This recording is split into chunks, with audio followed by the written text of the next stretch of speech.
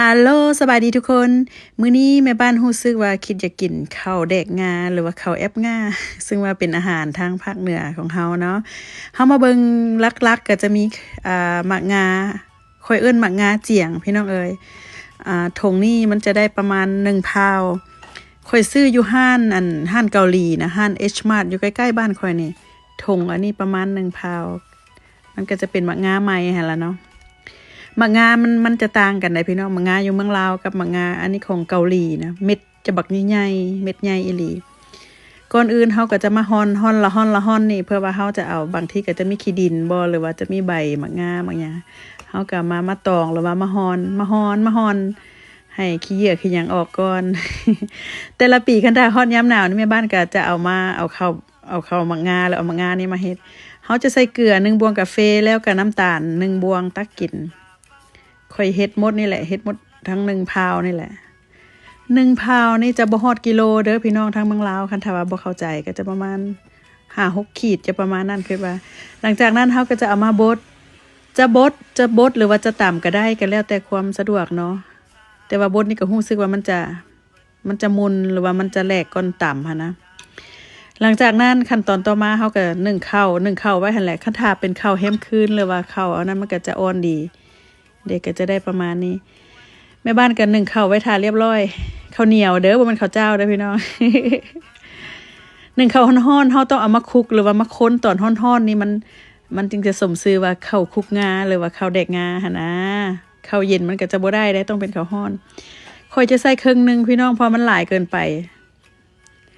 แล้วอันที่ว่า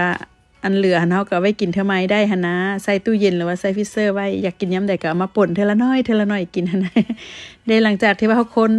ให้มันทั่วแล้วเฮาก็จะเอามาตำได้บัดนี้ต้องตำได้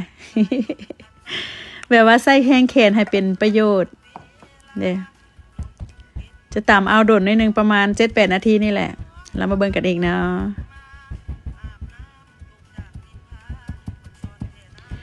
ข้าวแอปงาหรือว่าข้าวแดกงานี่ก็มันก็เป็นอาหารทางเหนือเนาะบางพี่น้องก็เคยกินหรือว่าบางคนก็อาจจะบ่เคยกิน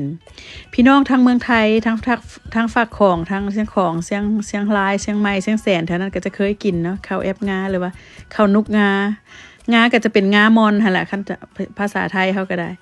เดี๋ยวมันจะมีน้ำมันพี่น้องน้ำมันหลายแล้วก็จะหอมอีกเพราะมันเป็นหมักงาใหม่ข้าวหมักงาเนี่ยเขาต้องกินกับน้ำอ้อยมันจึงจะสมกัน เดี๋ยวเขาก็จะปั้นแบบนี้ตอนเนาะสมัยยังน้อยๆตอนแม่บ้านยังอยู่บ้านกะก่อนจะไปโรงเรียนตื่นเช้ามาก็ต้องตำข้าวต้องเฮ็ดข้าวหมักงาข้าวแดกงานี่ได้ปั้นไปโรงเรียนยามน้อยหั่นน่ะตอนป.2 ป.3 หั่นนะ